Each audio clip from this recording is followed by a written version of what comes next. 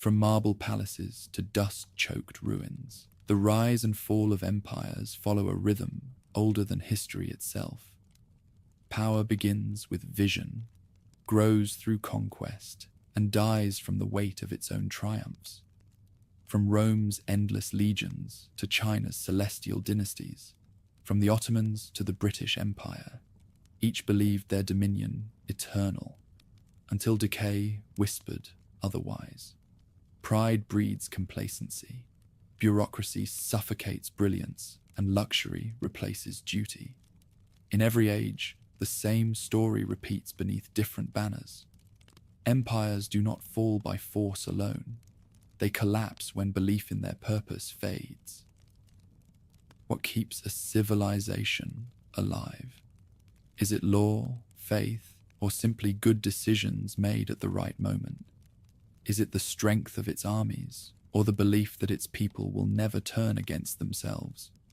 What holds a nation together when the harvest fails, when the treasury empties, when crisis blooms, always sound like impossible questions? Every empire that ever ruled the earth thought it had found the answer. Every one of them was wrong. There is a pattern woven through every rise and every fall, a rhythm that repeats across centuries. By looking back at what our ancestors built and what they destroyed, we find more than a lesson. We find a warning, a blueprint, and above all, the unmistakable signs of when ruin truly begins. We measure progress in towers, in currencies, in the reach of our networks, but the ground beneath those towers is older than memory. How many empires would you guess that fell for almost the same reason? Beneath the foundations of our cities sleep the bones of others who once called themselves eternal. The Romans and the Britons, the pharaohs and the kings of clay. Their ghosts lie beneath the glass and steel, their stories compressed into dust. If they could speak, they would tell us what they all discovered too late, that the fall of an empire never begins at its borders. It begins quietly, in the mind, when confidence hardens into certainty, and certainty becomes faith in one's own exception. Empires do not fall by the sword, but by their own weight, by the currency that carries it. History's greatest powers have always mistaken expansion for strength and wealth for permanence. The United States is no different, a nation that rose from revolution to global command, now bound to the same forces it once believed it could control: debt, division, and the quiet exhaustion that comes from endless abundance. To understand why every empire begins to fracture at its height, we have to go back to the beginning, to the first civilization that believed it could master chaos. The answers are written in mud, not marble. Between the Tigris and the Euphrates, the earth once shimmered with the promise of order. Each spring, the rivers overflowed, drowning fields that had fed 100 villages. To survive, men learned to command water as they would one day command nations. They dug canals, built levees, measured rainfall, and from that labor came hierarchy. Someone had to direct the digging, someone to count the grain, someone to decide who ate first. And so the first rulers rose, not warriors, but accountants in the service of the gods. By 3500 BC, their temples stood like mountains of baked brick, ziggurats that touched the sun and cast shadows across the desert. The people called this land Sumer, and they believed it was eternal. In the courtyards of Uruk, scribes pressed symbols into clay, each mark a grain of authority. The first written word was not a prayer or a poem, it was a receipt. Power began as arithmetic. The city's priests held the keys to the granaries, distributing rations in the names of deities carved into stone. The gods owned the harvest, and those who served them decided how it was spent. In years of plenty, faith and food were one. In years of drought, the same system became a noose. Debts replaced devotion. Slavery began not as conquest, but as the price of survival. Grain was currency, and currency was control. The walls of Ur were both monument and cage. Men who had once roamed the plains now lived behind gates guarded by soldiers who fought not for home, but for hierarchy. Trade turned neighbors into rivals. Rivals demanded armies. Armies demanded tribute. The machine of civilization had begun to run on itself. In the space of a few centuries, the Sumerian city-states had risen from mud to myth, and then drowned in the very rivers that made them. From the north came a man named Sargon. Around 2330 BC, he unified the scattered cities of Sumer under one crown and called himself King of the Four Quarters of the world. His scribes recorded victories in languages his subjects could not read. His soldiers carried banners that no enemy could resist. The world, for the first time, belonged to a single will. Roads stretched across deserts, taxes filled palaces, and trade reached from the Levant to the mountains of Anatolia. The Akkadian Empire was a miracle of coordination, proof that control could become a creed. But even miracles have balance sheets. Each conquest demanded more soldiers, each soldier more grain, each grain another hand to sow and harvest. The more perfect the system became, the less it could endure error. When the rains failed and the rivers shifted, the empire that had seemed divine proved fragile as clay. Rebellions erupted in the provinces. Caravans vanished into the sands. Sargon's descendants called themselves gods, but their prayers could not feed their people. Within a century, the empire was gone, and the world forgot its name. The tablets that survived speak only of lament. The storm devoured the land. The great house fell. There was no light in it. Across the desert, another river told the same story, with different words. The Nile flowed like time itself, steady and benevolent, its floods so regular that men mistook them for eternity. On its banks, Egypt built order into geometry. Fields were measured, taxes recorded, calendars aligned to the stars. The pharaoh stood at the center of it all, a bridge between heaven and earth, the living embodiment of Ma'at, divine balance. Under his gaze, the kingdom endured for centuries without change. Stability became faith. Faith became law. The pyramids of Giza glittered like frozen sunlight, each one a monument not only to power, but to certainty. They were tombs for gods who believed they had conquered death, and for a time it seemed they had. The Nile's floods nourished the people. The temples overflowed with offerings, and Egypt called itself eternal. But the flood that had always come began to falter. The waters receded early. The fields cracked beneath the sun. The granaries emptied while the priests still demanded tribute. Faith turned to fury. The pharaoh's divinity was questioned, then ignored. Provinces broke away, cities fell silent, and the first kingdom dissolved not through invasion, but through disbelief. In the inscriptions that survive, scribes whisper despair. The river is dry. Men thirst for water. Every man's son is his own law. Yet even ruin contains renewal. When Egypt rose again under the Middle Kingdom, its rulers called themselves restorers of order, not founders. They believed that remembering the past could prevent its repetition. They were wrong. Memory preserved the pattern. It did not break it. From the ledgers of Sumer to the tombs of Egypt, the rhythm is already set. Cooperation becomes wealth. Wealth becomes power. Power becomes faith, and faith becomes blindness. Every solution becomes its own problem. Every triumph its own undoing. The rivers shift, the monuments crack, and in their ruins, The next empire gathers its strength, convinced that this time will be different. It never is. The fall of Sumer and Akkad did not erase their memory. It hardened into legend, carved into tablets that outlasted the walls that had once sheltered them. Farmers returned to the same plains and built new temples atop the ruins of the old, as if the past could be resurrected by imitation. The gods had changed names, but their appetites remained. Kings once again claimed to rule in their stead, and scribes once again recorded what no one wished to remember, that power was repeating itself, line for line, as it always would. From the dust of Mesopotamia rose Babylon.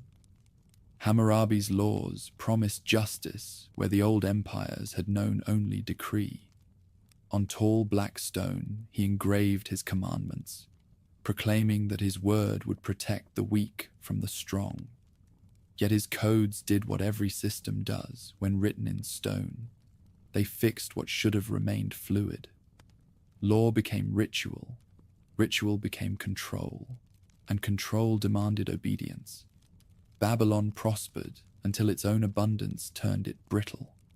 The empire's palaces gleamed with imported gold, while the fields beyond its walls withered from exhaustion. The merchants who carried its wealth across deserts and seas could not see that the very trade which enriched the city was hollowing it from within. When its river changed course and its armies grew complacent, Babylon's towers fell as surely as Sargon's. The clay tablets that once recorded the king's justice became the debris of his ambition.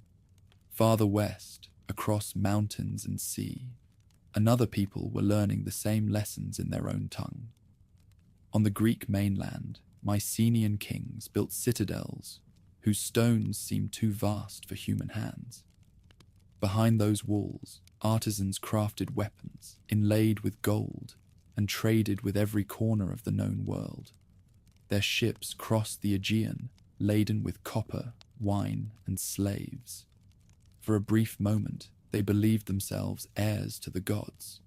Then the trade routes faltered, the seas grew hostile, and the world they had ordered unraveled with terrifying speed. Palaces that had stored wealth for centuries burned within a single season. The scribes who kept their records vanished, and with them, writing itself disappeared for generations. Civilization collapsed so completely that memory became myth, and the heroes of the Mycenaean Age returned as legends in the poems of Homer. The Bronze Age ended not with conquest, but with silence. From that silence, the world began again. New peoples rose where the old had fallen, each convinced that ruin was the fault of others, never of the pattern itself. In the centuries that followed, the Assyrians marched out from the north with iron in their hands and fire in their wake. They built an empire of order enforced by fear, their roads straight as blades, their monuments carved with scenes of victory so cruel they seemed to gloat at the very idea of mercy. Tribute flowed to Nineveh from a dozen nations, and the kings believed the terror they inspired would last forever. But fear is not loyalty. When their capital burned in 612 BC, the nations they had crushed cheered its flames. The conquerors were remembered not for what they built, but for how they ruled. In their ashes rose Persia, greater in size than any empire before it, ruled not by fear, but by tolerance, or so it claimed. The Persian kings learned from the mistakes of those they replaced. They built roads for trade instead of war, allowed conquered peoples to worship as they pleased, and bound their realm together with coin and courier. From the Mediterranean to the mountains of India, the royal messengers rode, carrying orders sealed with the king's name. Orders that might take months to arrive, but were obeyed as swiftly as if he stood beside them. The empire's heart was not a city or a throne, but a system, a vast engine of administration that turned with the precision of the stars. Yet even precision is mortal.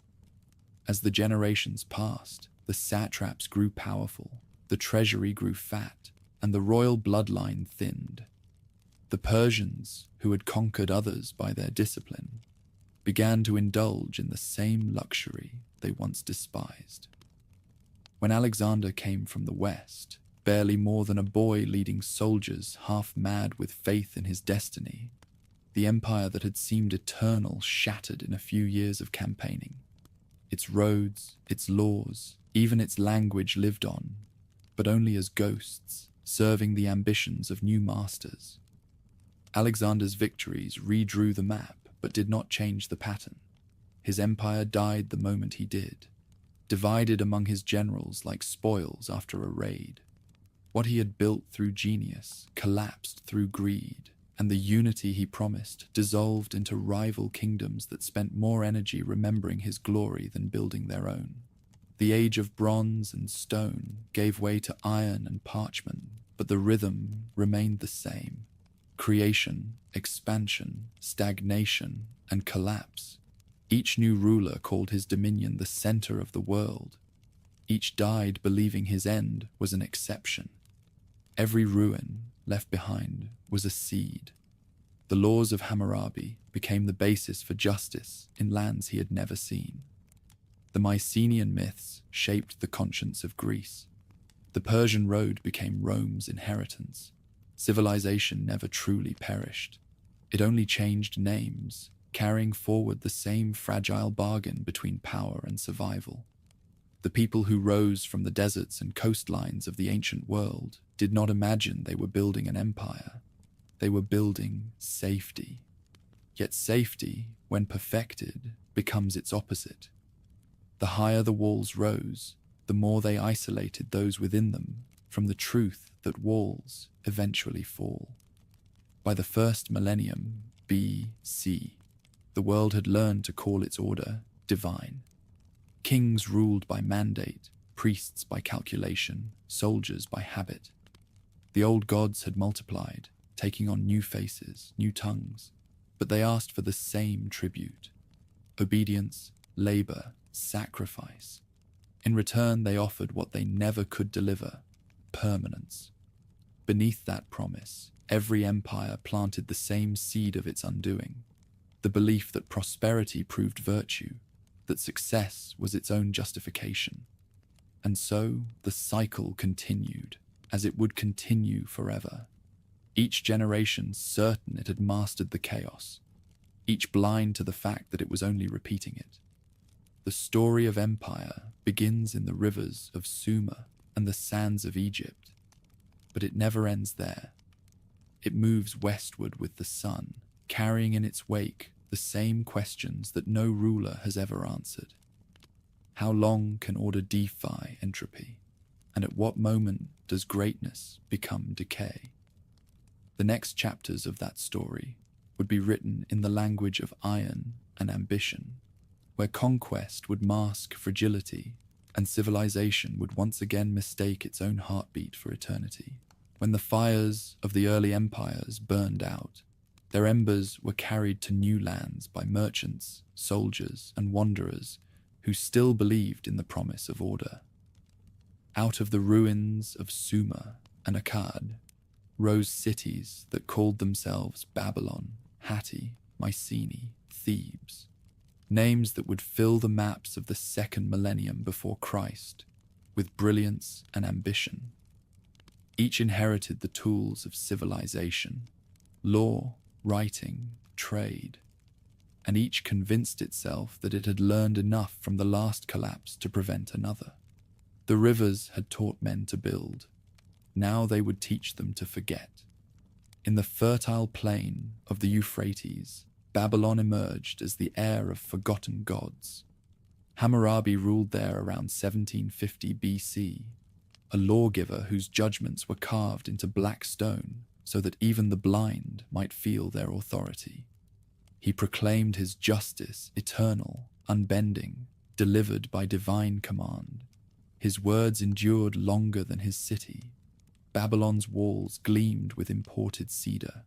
Its temples glittered with lapis lazuli from mountains 1,000 miles away. and its markets were alive with the murmur of half the known world. Yet the city that claimed to rule by law was ruled by necessity. The same trade that enriched it bound it to distant mines, distant harvests, and distant loyalties. When the caravans stopped coming, when the tin and copper that fed the furnaces of the Bronze Age grew scarce, its order wavered like heat over the desert.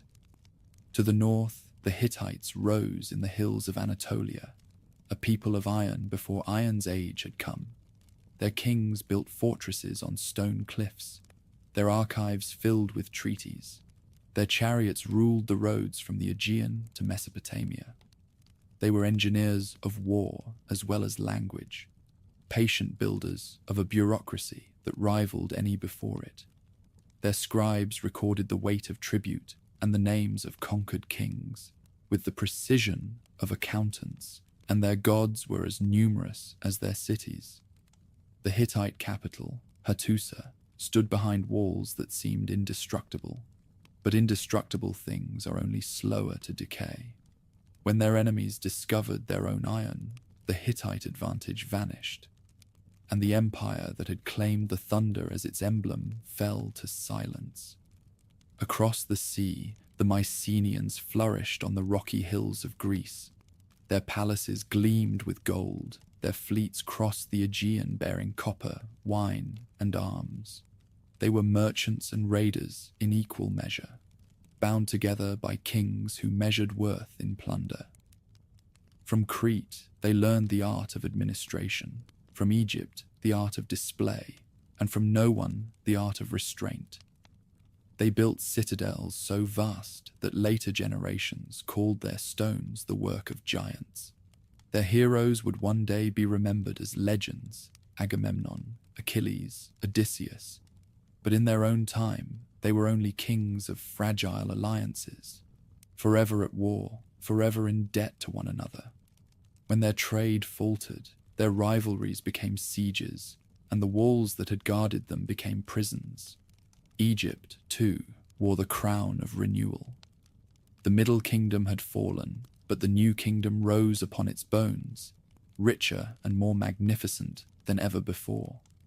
Pharaohs like Thutmose and Ramses commanded armies that reached beyond the Nile, carved their victories into temple walls that glowed red in the desert light, and filled their tombs with treasures meant to buy eternity. Egypt's power stretched deep into Africa, north into Syria, and east toward Babylon. Its wealth was legend, its monuments unmatched. Yet in that splendor lay the same blindness that had undone every dynasty before. Pharaohs measured eternity in granite, not in harvests. They built temples, while the peasants who fed them starved under taxes that no season could satisfy. The gods grew fat while the people thinned, and when the balance broke, there was no one left to repair it. By 1200 BC, the great powers of the Bronze Age formed a glittering web of trade and diplomacy stretching from the Tigris to the Aegean. Gold from Nubia met tin from the Alps. Cedar from Lebanon sailed to the palaces of Crete, and ships bearing cargo for every throne crowded the harbors of the eastern Mediterranean. The kings of these lands called each other brothers and sent gifts of daughters in marriage and letters in clay. They believed they had built not just empires, but a system, an order so interwoven that no part could fall without the rest rising to support it. They mistook connection for stability. The more they traded, the more fragile they became. Then, almost without warning, the system collapsed. Across a generation, the lights of the Bronze Age went out one by one. Cities burned from Anatolia to the Levant, their palaces looted, their languages silenced. The cause was not one disaster, but many. Drought, famine, rebellion, invasion, each feeding the other until no empire could hold. The records of Egypt speak of strangers arriving by sea, peoples from the islands, whose ships carried families as well as swords. The Hittites called them destroyers. Others called them the Sea Peoples, refugees and conquerors alike, driven by hunger, war, and the desperation that follows both. They did not merely raid, they replaced. Kingdoms that had lasted 1,000 years vanished into legend in less than 50. When the storm ended, the world was smaller. Writing disappeared from Greece. The Hittite tongue was never heard again. Egypt survived, but wounded, its borders shrunken, its confidence broken. The merchants of Ugarit left letters that never reached their destinations, messages scratched into clay as their city burned. The enemy is upon us. My ships are lost. My soldiers have fled. They were the last words of an age. The collapse of the Bronze Age was the first time civilization itself seemed to fail as a system. For centuries afterward, men would wander among the ruins, naming them after gods and monsters to hide the truth that they had been made by men no wiser than themselves. The survivors told stories to explain what had happened, of divine punishment, of pride, of destiny, but the pattern needed no myth. It was simple. When the world becomes too connected, a single fracture breaks it all. Out of that fracture, new peoples would rise. The Assyrians, the Persians, the Greeks, each inheriting the memory of the last collapse, but not the lesson. The Age of Bronze had ended, but the idea of empire had only begun to sharpen. The tools were changing, stone to iron, barter to coin, fear to administration. The pattern remained the same. The old world had burned, the new would learn to light its torches from the embers. For centuries after the fires died, the earth seemed to forget what it had lost. Cities lay in silence, their walls split open by roots, their names erased by new tongues. The generations that followed scavenged among their ruins, using the stones of fallen palaces to build their own homes, shaping their tools not from bronze, but from a darker metal that waited in the mountains. Iron was harder, cheaper, crueler. It required no trade, no delicate alliance between distant mines and royal forges. It was the metal of independence and of war. From the ashes of the Hittite world rose new powers, whose banners carried the memory of none but the desire of all. In the northern plains of Mesopotamia, small kingdoms coalesced around a people who had endured where others vanished. The Assyrians began as traders and herdsmen, but hardship sharpened them into something else. They built their cities not for beauty, but for defense, their armies not for conquest, but for survival. When survival turned to ambition, they marched with an efficiency that the older empires could never have imagined. Iron-tipped spears, disciplined ranks, and roads straight as arrows carried their power farther each year. From Nineveh and Asher, they descended upon the lands that had once ruled them, and the cycle began again, stronger, swifter, more ruthless than before. The Assyrian kings did not pretend to be divine. They claimed to be chosen. Their gods demanded victory, and they provided it with industrial precision. Cities that resisted were erased, their populations scattered across the empire to prevent rebellion. Entire nations vanished into its bureaucracy, their names preserved only in the archives that recorded their tribute. The same clay tablets that once celebrated law and learning now tallied corpses and captives. Fear was currency, and terror its most efficient form of taxation. The empire that had risen from ruins seemed unbreakable, yet behind its perfection lay the same flaw, the conviction that control could last forever. When Assyria's armies grew too large to pay, and its vassals too numerous to trust, the system that had fed on fear collapsed under its own hunger. In 612 BC, the walls of Nineveh fell to the combined fury of Medes and Babylonians.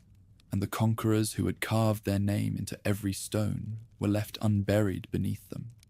Babylon rose once more, rebuilt by kings who claimed to restore the world the Assyrians had destroyed.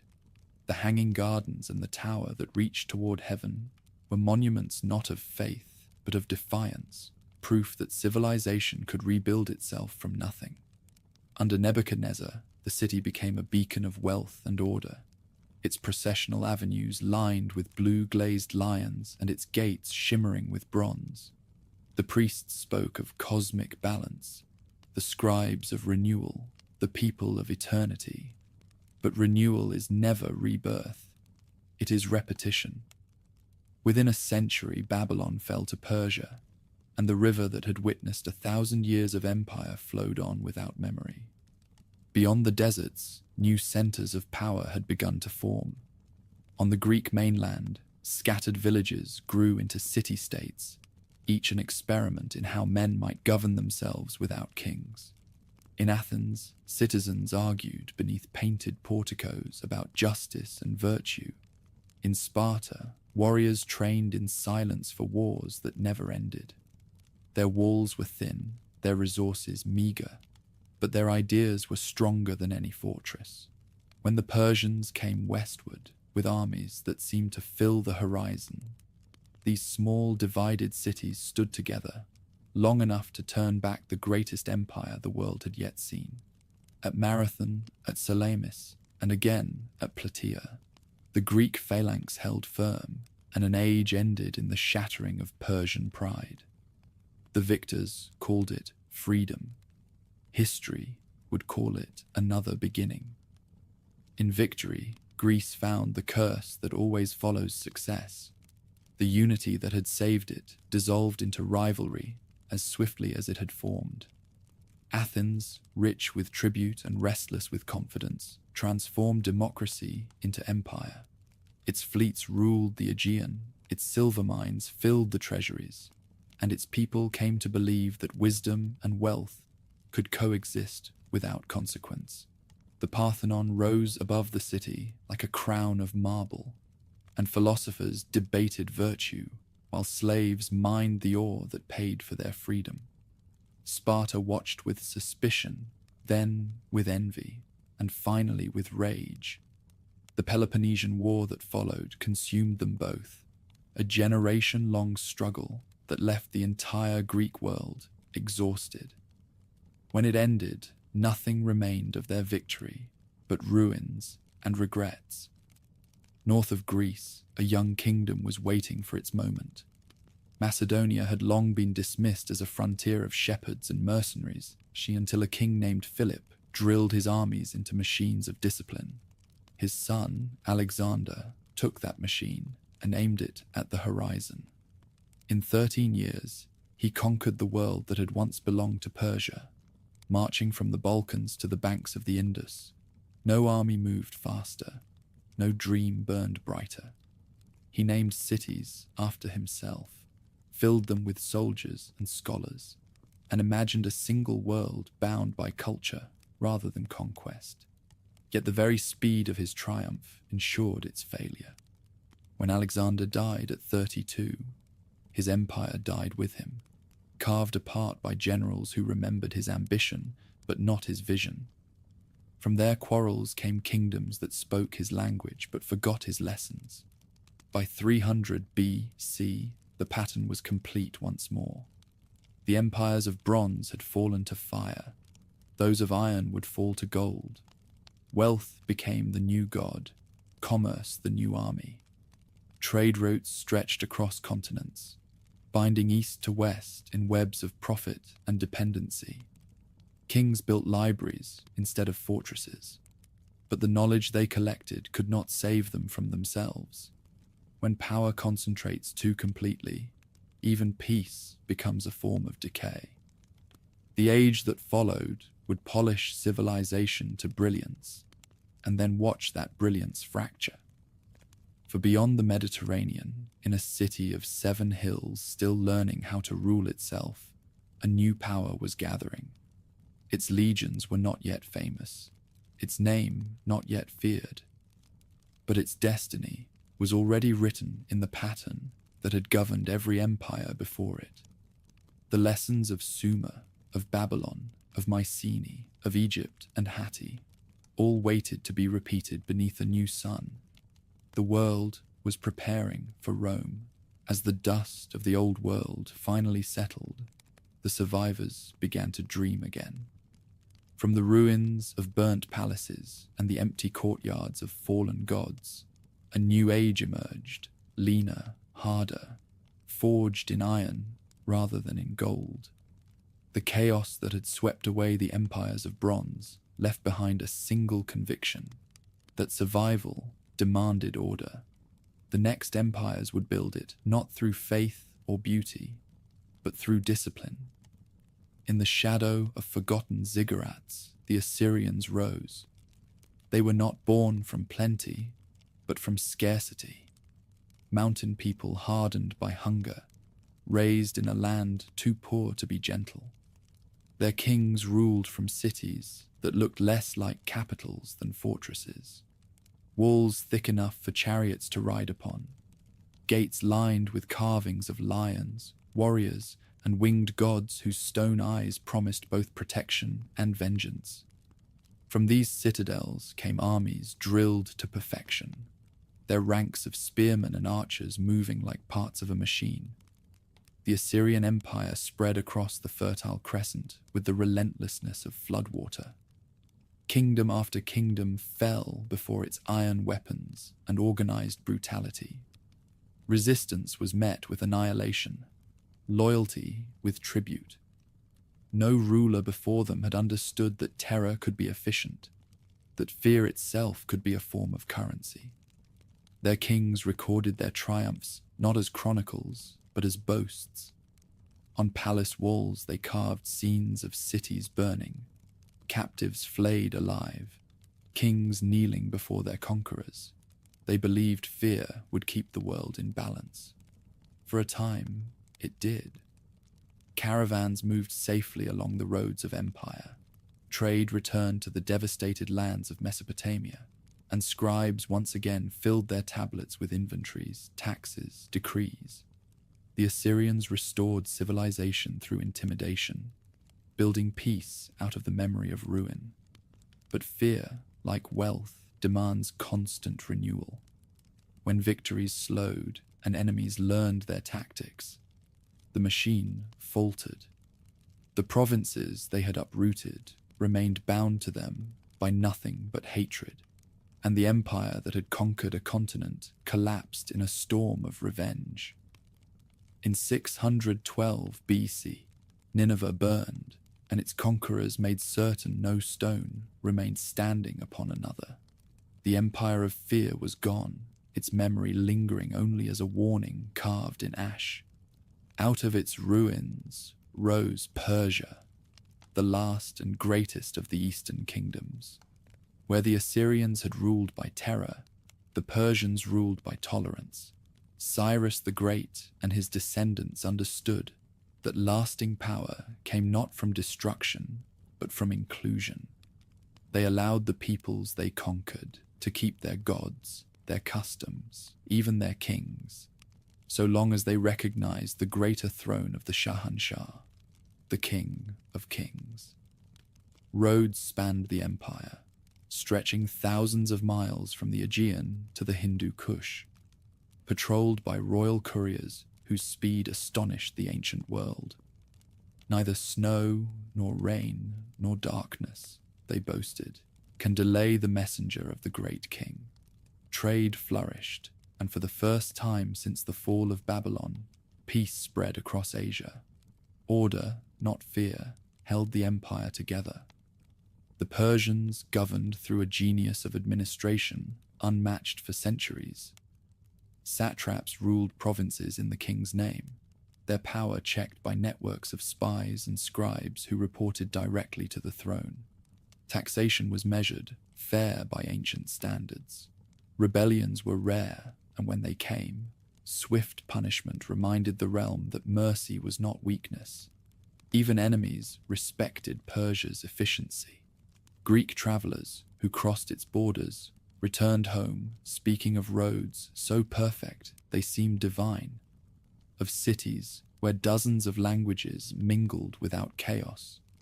The empire of Cyrus and Darius believed it had achieved what all before had failed to find: the balance between strength and order, freedom and obedience. But balance never lasts. In its comfort, Persia forgot the discipline that had built it. Luxury multiplied, ambition thinned, and at its borders, a younger power watched and learned. That power lay among the fractured hills and islands of the Aegean, where stone cities clung to the coasts and men spoke endlessly of freedom, even as they fought each other for it. Greece was not a single nation, but a mosaic of rival states: Sparta the soldier, Athens the philosopher, Thebes the opportunist, Corinth the trader. What bound them was not unity, but restlessness, the same defiance that had carried them through the long centuries after the Bronze Age collapse. They had no kings to worship, no temples large enough to rival Egypt, yet they had something rarer: the conviction that the destiny of men was not decided by gods, but by themselves. When Persia marched west to conquer them, the Greek cities seemed hopelessly outmatched. The great king's armies numbered in the hundreds of thousands. His fleet darkened the sea from horizon to horizon. His wealth outweighed that of every polis combined. Yet at Marathon, at Thermopylae, at Salamis, and finally at Plataea, the Greeks stood firm against the tide.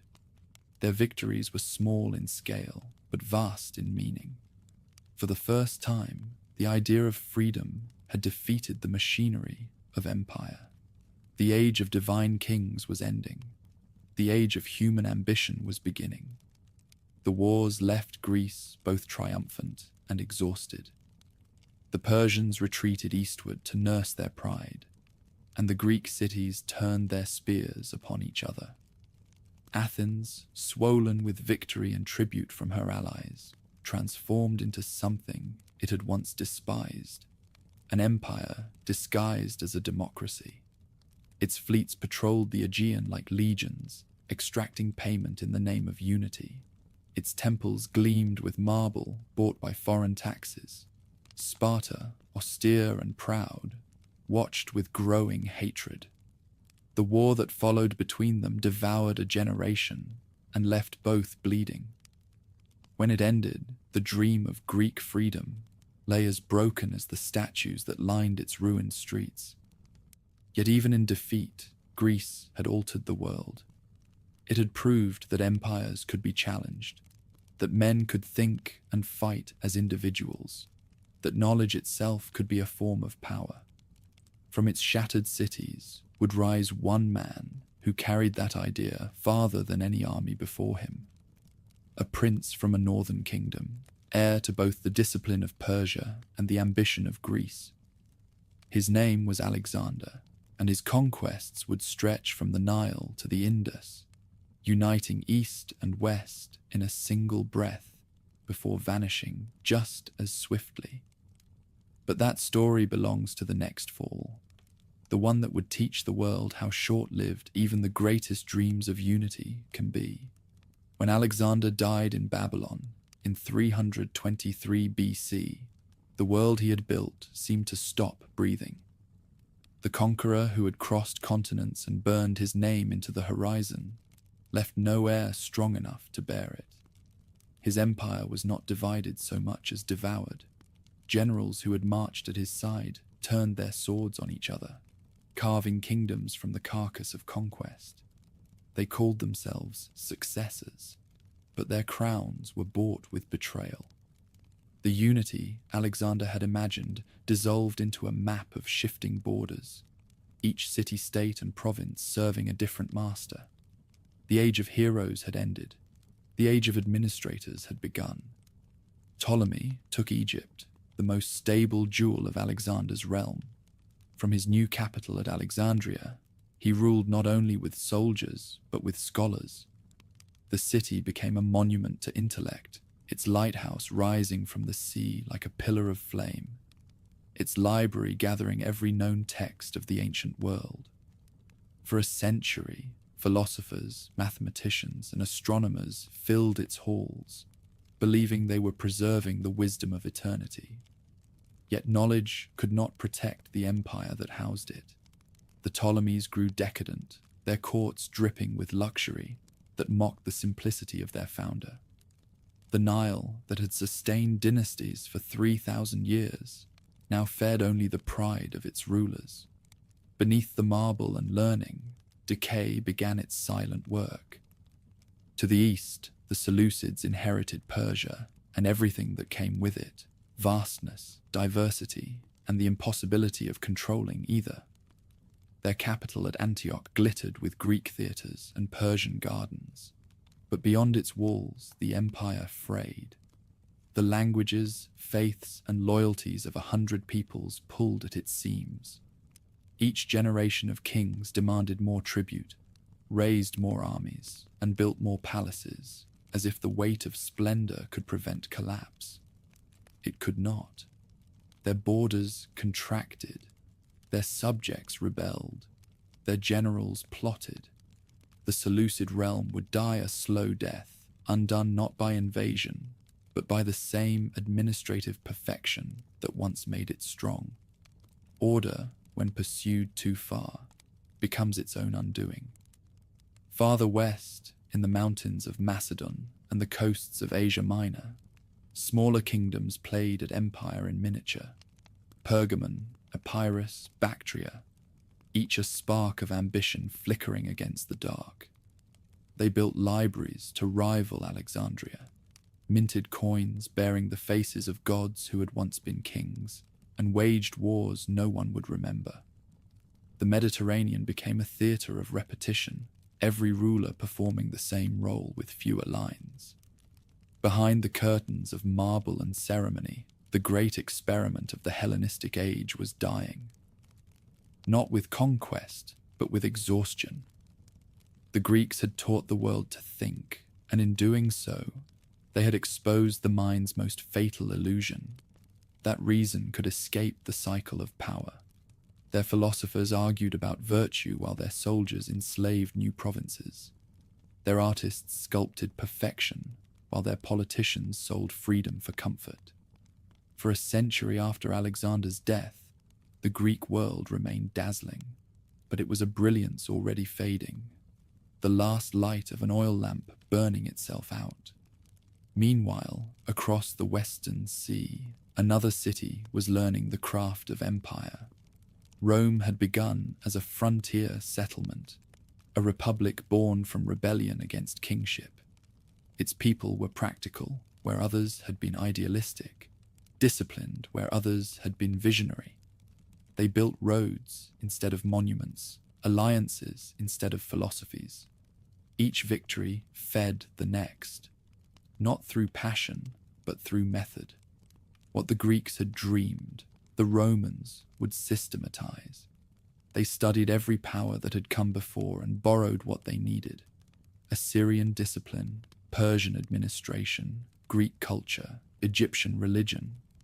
In the process, they created something the ancient world had never seen: an empire that did not depend on the genius of one man, but on the endurance of a system.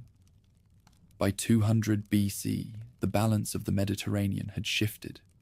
The successor kingdoms of Alexander bowed beneath the weight of their debts and decadence, while Rome's legions grew sharper with every campaign. When Greek envoys first stood before the Roman Senate, they saw no marble palaces, no golden thrones, only stern men in worn armor, debating how to conquer them without seeming to want to. The Romans would claim they fought for security, not for power. Every empire begins with that lie. Within a generation, Macedon was a province, Greece a client, and the glory that had once measured the heavens found itself reduced to footnotes in Roman chronicles. The world's language remained Greek, but its orders were now spoken in Latin. Thus the cycle turned again. The empires of order had brought stability to chaos. and in doing so had created new chaos waiting to be mastered. The torch of dominion passed westward, carried by armies that built roads instead of myths, contracts instead of hymns.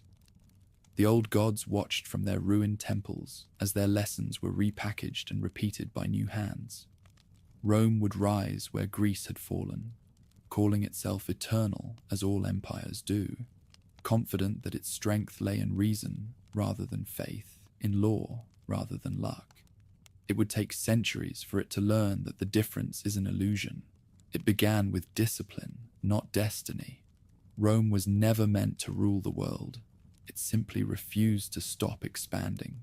What began as a cluster of farms on the banks of the Tiber hardened into a republic built on duty. Men bound not by faith in a god or a monarch, but by allegiance to an idea. Res publica, the common thing. Their founders distrusted kings, despised luxury, and measured virtue in restraint. A Roman was judged not by what he owned, but by how he served. Out of that severity, empire was born.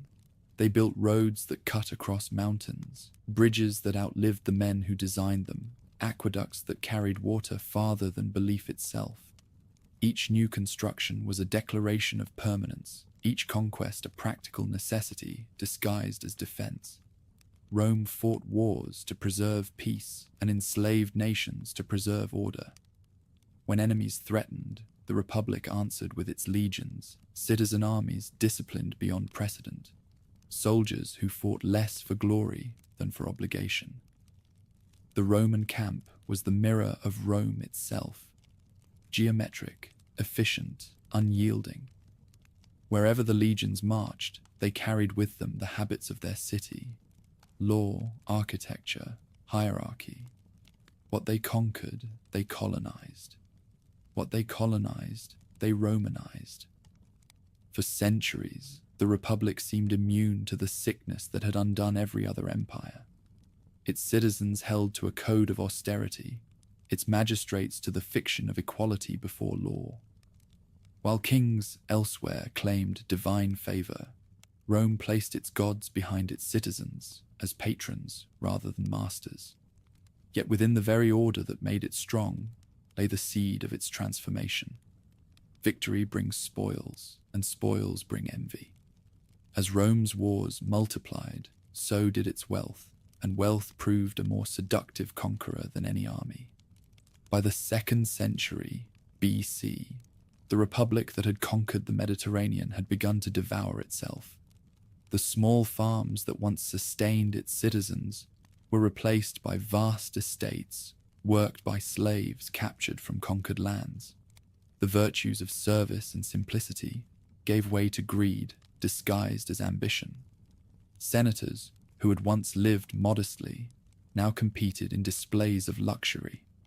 Generals who had once served the state now served their own legend. The city that had overthrown kings created new ones in armor. Marius, Sulla, Pompey, Caesar, names that would define the twilight of the Republic. Each swore to defend its ideals, and each in turn destroyed them. When Julius Caesar crossed the Rubicon in 49 BC, the Republic's fate was sealed. Rome's armies no longer belonged to the Senate or to the people. They belonged to their commanders. The civil wars that followed bled the state dry, replacing duty with desperation, law with decree.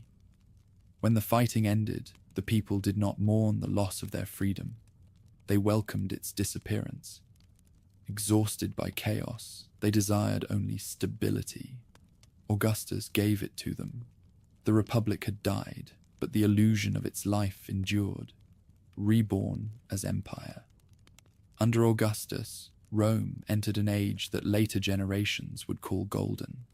The streets were paved with marble, the borders secured by legions stationed from Britain to Syria. The emperor called himself princeps, first among equals, a title so modest it disguised his absolute power. He reformed the treasury, rebuilt the temples, and proclaimed a return to traditional virtue. Poets praised him as the restorer of peace. Sculptors carved his face into the very image of youth. Yet beneath that perfection, the transformation was complete. The citizen had become a subject, the soldier a servant of empire. The Republic's body still moved, but its soul was gone. The Pax Romana, the Roman peace, stretched across 2 centuries and 3 continents. It was the longest calm the ancient world had ever known. Merchants could travel from the Atlantic to the Euphrates without fear. Letters reached distant provinces faster than news could be believed. And the empire's roads connected more than cities. They connected destinies. The Mediterranean became a Roman lake, ringed with ports and garrisons that mirrored the capital's order. From Spain to Judea, marble forums rose, aqueducts spanned valleys, theatres echoed with Latin verse. Civilization itself seemed to wear the Roman face. But peace is never free.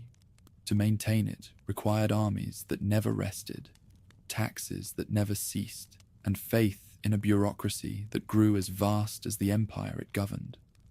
The same roads that carried legions also carried corruption. The same provinces that filled the coffers also emptied them through rebellion. Prosperity turned into dependence. The empire's wealth flowed toward its center like blood toward a heart too weary to beat. The capital glittered while the countryside languished, and the citizens who once built their own republic now watched slaves and foreigners do it for them. Comfort had replaced purpose. The Roman currency told the story in miniature. The silver denarius, once pure and trusted from Britain to Egypt, began to change. Each emperor, needing to pay his legions or fund his monuments, reduced its purity by a fraction, stretching the metal further, buying time at the cost of value. By the time of Nero, the coin's silver had fallen from nearly 100% to less than 90%. Under the later emperors, it sank to dust. Inflation followed as surely as conquest, and the empire that had been built on discipline now ran on illusion. Money still bore the emperor's image, but its worth was only belief. And belief is the most fragile form of wealth. Still, the world looked at Rome and saw eternity. Its monuments defied decay. Its legions kept watch at the edges of the known world. Its language filled the air like law itself. To live under Rome was to live beneath the conviction that nothing greater could come after. That is how every empire feels at its height. Unassailable, eternal, blind to the tremors beneath its own foundations. For the cracks were already spreading, in its borders, in its faith, in the very idea of what it meant to be Roman. The peace that Augustus had forged through strength would one day collapse under the same strength turned inward. The machine that had mastered the world had begun, quietly, to consume itself. The cracks that spread through the empire did not appear suddenly. They crept like ivy along marble, quiet and relentless. After Augustus came emperors who mistook his restraint for weakness and his peace for permission. Caligula demanded worship, Nero demanded applause, and both discovered how quickly adoration curdles into assassination. Rome had mastered every art except succession. Power was personal again, and each new ruler arrived by conspiracy, revolt, or sheer exhaustion. The Senate that had once governed now performed ceremonies for survival. The people who had once chosen their leaders now chose only whom to blame. The empire endured not because it was stable, but because it was vast, too immense to fall all at once. Its borders grew harder to defend. Along the Rhine and the Danube, tribes pressed against the frontier, like waves against a cliff. Some came as raiders, others as refugees, seeking the wealth and safety that Rome seemed to promise, even in decay. Generals stationed on the frontier wielded more power than the emperors in the capital. Their legions owed loyalty not to the state, but to the hand that paid them. When pay was late, rebellion was near. The empire's strength, its army, became its most dangerous weakness. In the 3rd century AD, Rome saw more emperors die in battle or assassination than it had provinces to bury them in. The century of civil war nearly finished what no foreign enemy could. The economy followed the sword into chaos. Inflation devoured savings. Corruption hollowed the provinces, and the silver coin that once bound the empire together became little more than plated bronze. Markets withered as trust vanished. Cities shrank, roads fell into disrepair, and even Rome itself, once the beating heart of the world, filled with ruins that no one bothered to rebuild. Bread remained free, circuses continued, but both were theatre for a populace that had forgotten citizenship. The state provided, and the people obeyed. Liberty had faded so gradually that no one noticed it was gone. Out of desperation came reform. Diocletian, a soldier emperor from the provinces, tried to repair the machine by dividing it in two, east and west, each with its own ruler, each half meant to strengthen the other. It worked for a while.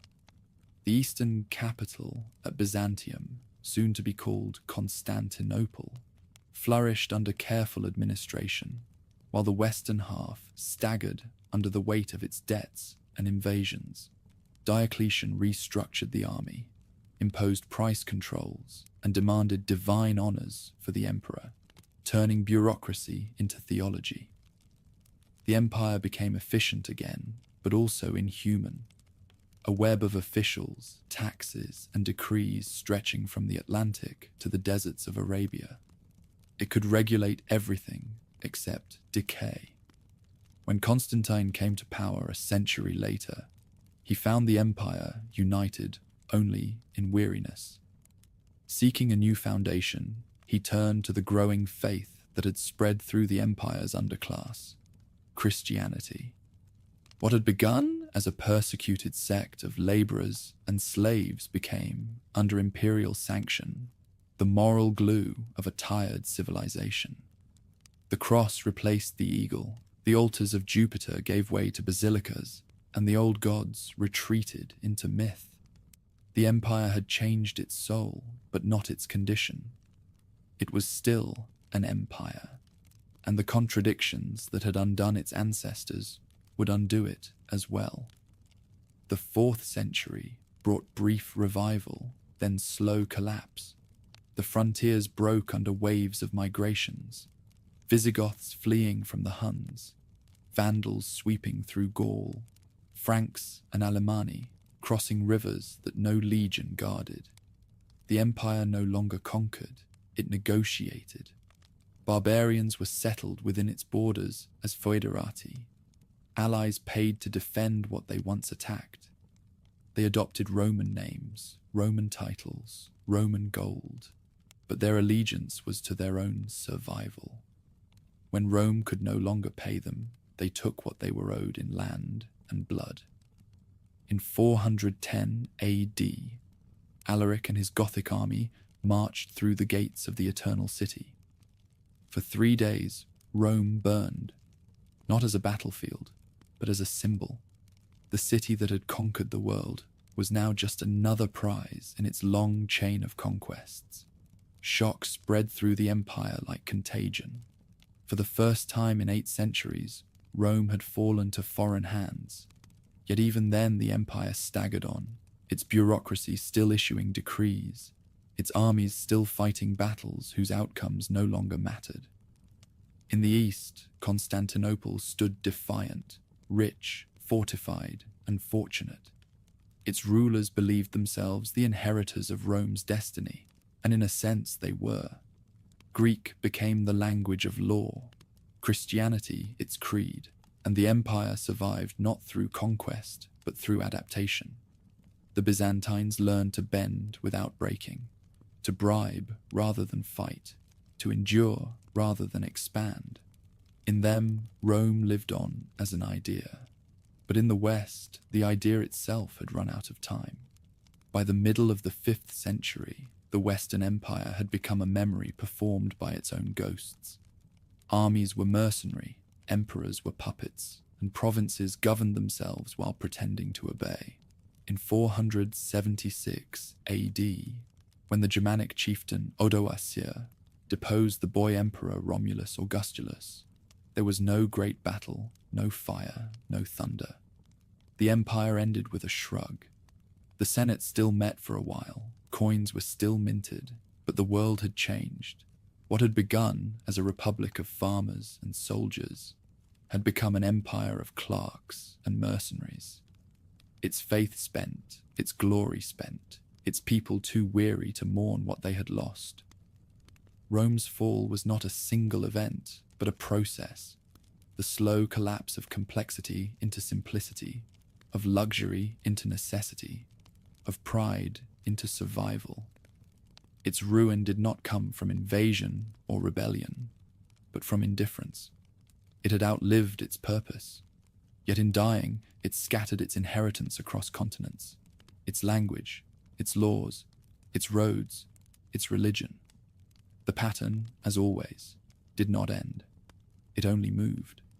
The fragments of Rome would gather themselves again in new forms, new faiths, new empires that would borrow its image and repeat its fate. Byzantium, the Caliphate, Christendom, each would call itself eternal. Each would learn that eternity is the briefest illusion of all. When the Western Empire fell, the world did not collapse. It simply turned its face east. Beyond the Balkans and the Bosporus, the city that Constantine had raised as his new capital still stood, its walls gleaming over the Sea of Marmara like the reflection of a vanished age. Constantinople did not inherit Rome's armies or its citizens. It inherited its memory.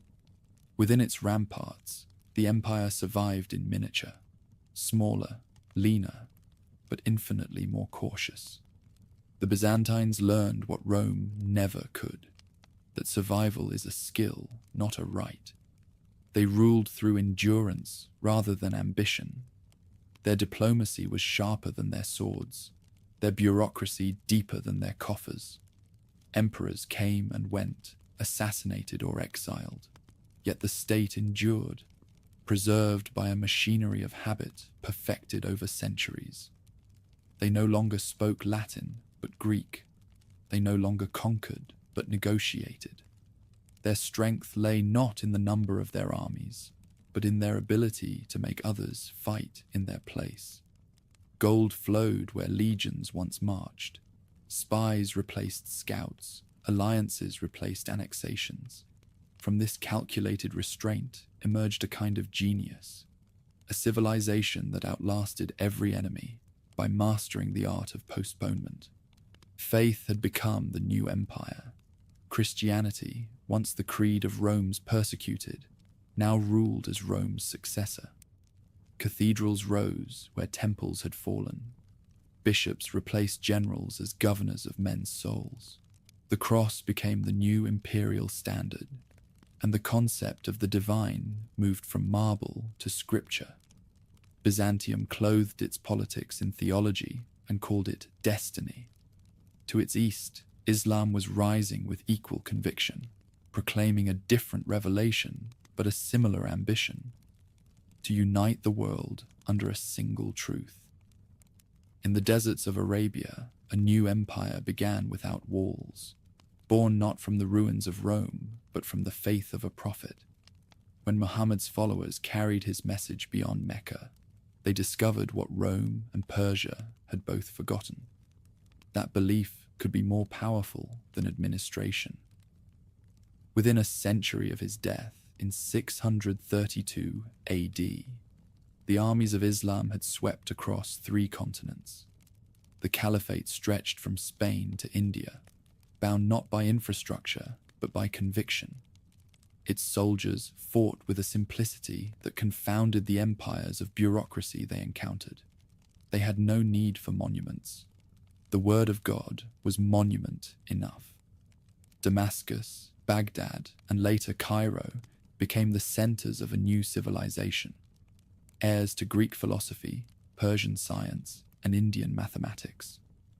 The torch of learning, nearly extinguished in Europe, burned brightly beneath the crescent moon. The Byzantine Empire, hemmed in by this new power, adapted once again. It allied with faith against fear, calling itself the defender of Christendom, even as it bartered with its Muslim neighbors for peace. Wars flared and faded. Frontiers shifted like tides. The old dream of empire became theology, a belief that history itself served a divine plan. Yet beneath the hymns and icons, the same pattern unfolded. Wealth concentrated in the capital, bureaucracy multiplied. Emperors spent fortunes on intrigue and ceremony, while their frontiers decayed. The East had survived Rome's fall, but not its logic. Farther west, among the ruins of the old provinces, new kingdoms began to form, small, unstable, but hungry. Frankish, Gothic, Saxon. Names of tribes that had once been footnotes in Roman annals now crowned themselves with the titles of kings. Their palaces rose on foundations of abandoned villas. Their thrones stood where governors once sat. They spoke of God and destiny, but ruled by the sword. In Gaul, the descendants of Clovis would forge the realm that became France. In the misted islands beyond the Channel, Anglo-Saxon kings would blend Roman law with Germanic custom to shape England. Each called itself the guardian of civilization, yet all built on bones. From these fractured realms grew the idea that would define 1,000 years, Christendom.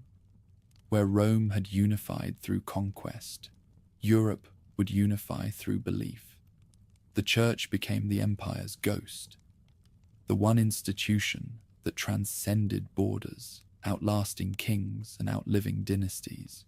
Popes crowned emperors, and emperors protected popes, though both claimed authority from heaven alone.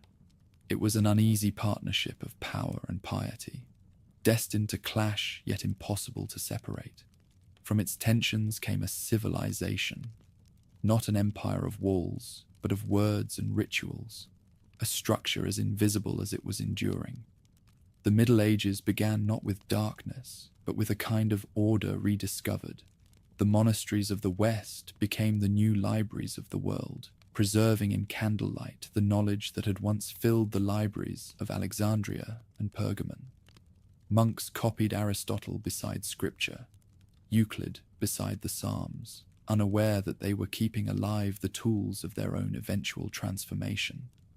Trade revived along the rivers. Cities slowly stirred back to life.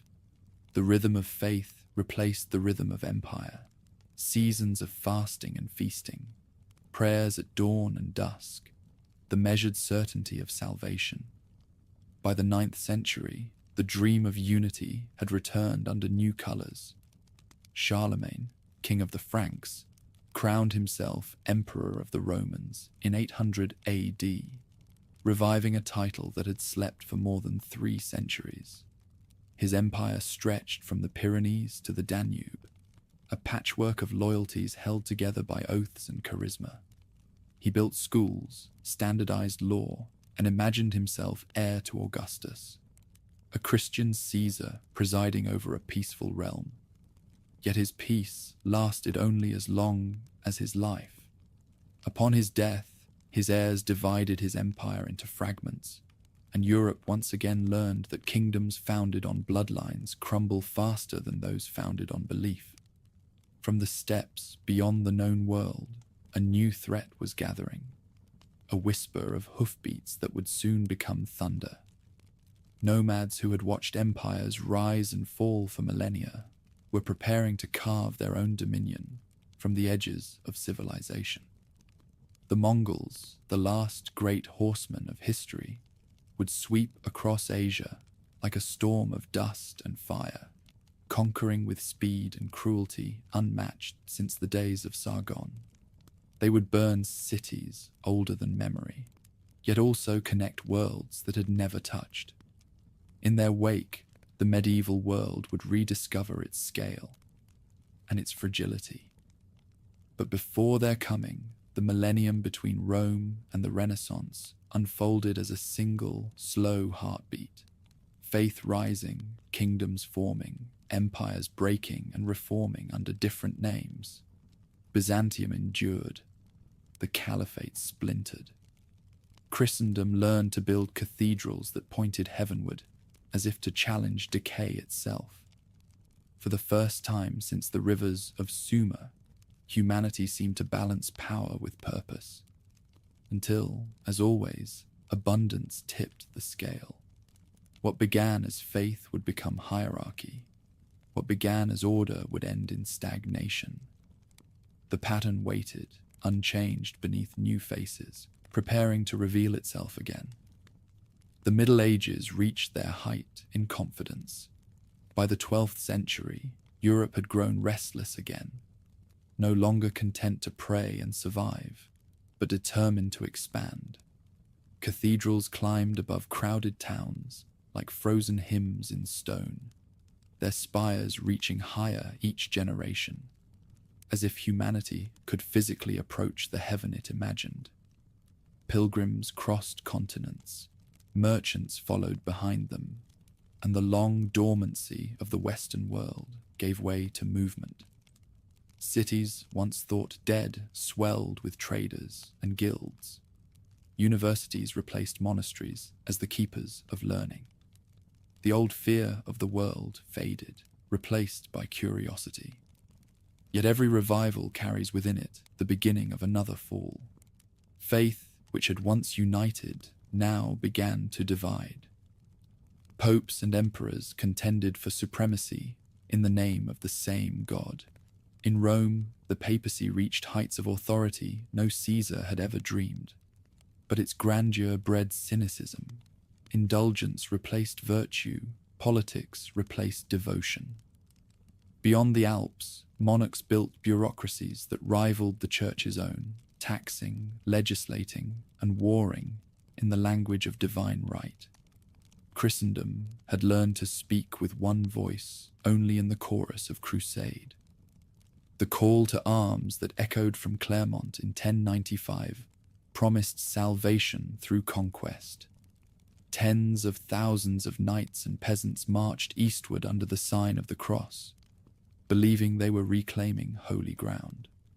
They captured Jerusalem in blood, lost it again, captured it once more, and lost it forever.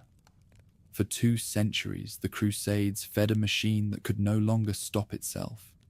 Faith turned to habit, habit to enterprise.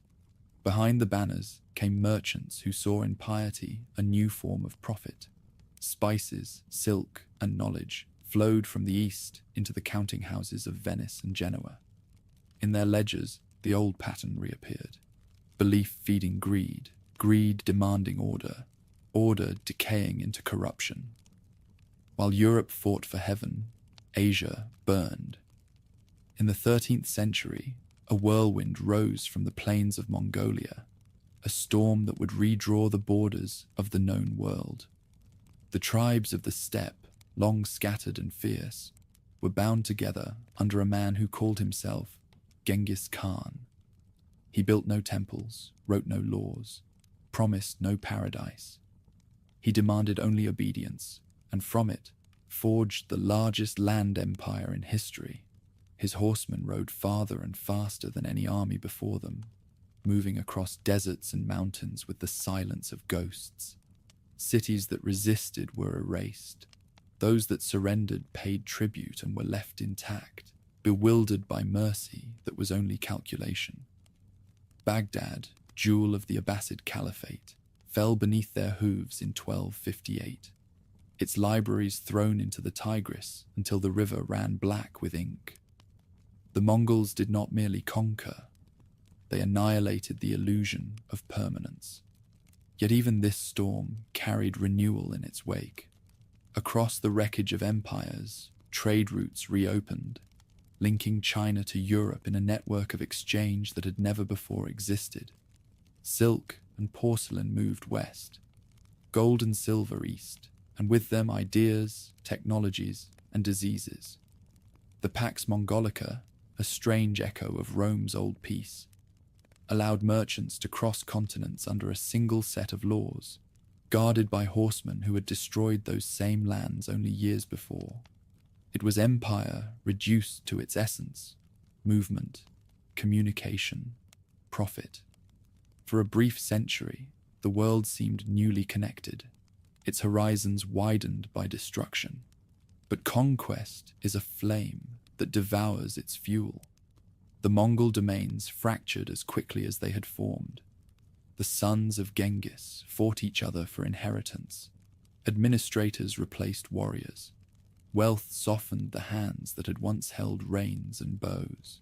Within a few generations, the great Khanates were provinces in all but name, absorbed by the cultures they had conquered.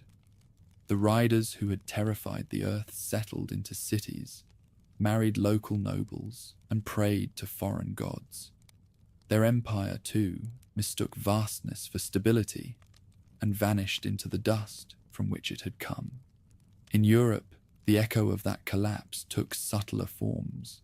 Trade expanded faster than the systems meant to control it. Wealth accumulated in ports and counting houses rather than in monasteries. The merchant replaced the monk as the symbol of prosperity. Cities grew louder, prouder, hungrier. The Black Death arrived along the same roads that commerce had opened, reminding a generation intoxicated by success that nature still ruled. A third of Europe died, and faith, shaken to its roots, began to question itself. The very institutions that had preserved order through centuries of ignorance now faced a rebellion of thought. Out of plague and profit, the modern mind was being born. By the end of the 14th century, the medieval balance had broken. Byzantium, once the fortress of the East, stood isolated behind its ancient walls, waiting for the final siege. The caliphate had fragmented into sultanates and emirates that warred like feudal lords. The Mongol storm had blown itself out. The old centers of power were hollow, but on the western edge of the known world, new forces gathered. Kingdoms armed with gunpowder, ambition, and a sense that history itself could be conquered. The pattern was ready for another turn. Out of the ashes of crusade and plague, out of the gold of merchants and the cannon smoke of new armies, the age of global empire was preparing its ascent. The fall of Constantinople in 1453 did not end an era so much as release its pressure. For centuries, the old world had circled the same shores, its kingdoms divided by faith and fear. Now, a single blast of cannon tore a gate in history. Smoke rose over the Bosporus, mingling with the smell of salt and fire, and a new order stepped through. The echo of that thunder carried far beyond the city's walls. In every capital of Europe, men heard it and understood. Stone could no longer protect them. The future would belong to those who mastered the chemistry of destruction. In the markets of Venice, Genoa, and Lisbon, ambition found a new instrument in the sea. Mariners spoke of currents that led beyond the edge of the map, of lands rich in spice and gold, where no cross or crescent yet ruled. Kings who could no longer expand across their borders turned outward to the horizon. Shipyards rang with hammers, sails whitened the coasts, and a generation of sailors risked eternity for profit. The Atlantic became the new frontier of power. The world was growing larger, and greed was learning to navigate. Portugal moved first. Its captains crept down the western edge of Africa, founding fortresses at every cape, their flags snapping above slave markets and spice warehouses alike. They discovered that control of a single sea lane could purchase an empire more efficiently than 1,000 swords. By the time Vasco da Gama's ships rounded the Cape and reached India in 1498, the Portuguese crown possessed more wealth than it could count, and more enemies than it could see. Gunpowder in the hands of merchants had redrawn the map of faith. Spain followed with thunder. Ferdinand and Isabella, triumphant from the long Reconquista, sought a crusade that would outlast victory. When Columbus sailed west in 1492, he carried the flag of a kingdom still smelling of smoke and sanctity. His discovery transformed the world in a single voyage. Within decades, Spanish ships were crossing the ocean in fleets, carrying soldiers, priests, and diseases more lethal than any weapon. The empires of the Americas fell like doors kicked open. Tenochtitlan became Mexico City, Cusco became Lima, and the mines of Potosi fed Europe's furnaces with rivers of silver.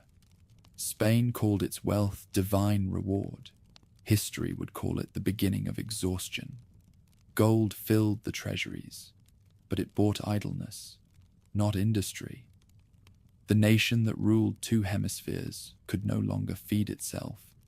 Each new shipload of treasure devalued the cargo that followed, until the empire that had conquered the world through faith collapsed under arithmetic. Across the Pyrenees, France watched, envious and inspired. The French kings sought grandeur where the Spanish had sought salvation. Their empire was not only an enterprise, but a performance. In the reign of Louis XIV, the state and the monarch became the same organism, pulsing to the rhythm of court ceremony. Versailles gleamed with mirrors and fountains, while the peasants outside its gates ate grass to survive. Armies marched in perfect formation to the music of drums. Ministers spoke of destiny and glory. France believed that beauty could disguise debt. Yet every year the mirrors reflected more emptiness. The wars that had made the king the envy of Europe left his descendants bankrupt.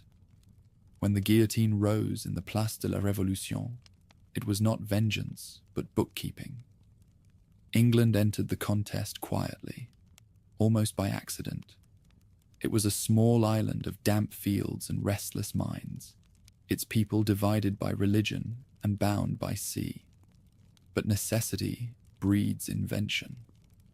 The English learned to build ships that could outlast storms and governments that could outlast kings. Their victory over the Spanish Armada in 1588 was less a battle than a prophecy. The wind itself seemed to favor them. In that tempest, England glimpsed its future. Power not from land, but from movement. The navy became both sword and shield, its decks crowded with sailors who would later call themselves subjects of an empire that had not yet been named. Trade followed the wake of those ships. The East India Company, founded at the dawn of the 17th century, began as a guild of merchants and ended as a sovereign power. It minted coins, waged wars, and signed treaties in the king's name, but for its own profit. Across the globe, outposts multiplied into colonies, colonies into nations. Sugar from the Caribbean, tea from Ceylon, cotton from Bengal, each commodity another link in a chain that bound continents together. The British learned to rule not by conquest alone, but by habit. Their bureaucracy, carried in ledgers and laws, was a subtler weapon than any musket. In time, it would enslave without seeming to. To the east, the Ottomans ruled an empire older than the memory of their enemies. They called themselves the protectors of faith and the heirs of Rome, yet their strength rested less on religion than on endurance. For 4 centuries, they held the bridge between Europe and Asia, their borders fluctuating like the tides. But the same order that preserved them dulled them. Bureaucracy thickened, innovation slowed. The Janissaries who had once been the empire's elite became its parasites, living relics of victories they no longer won. The sultans surrounded themselves with ritual, convinced that ceremony could replace vigor. Behind the beauty of their mosques, the empire decayed as gently as incense. While monarchs measured power in acreage, Another revolution was unfolding in thought. Gutenberg's press had scattered words across the continent like seeds, and no censor could gather them again. Knowledge multiplied faster than kingdoms could contain it.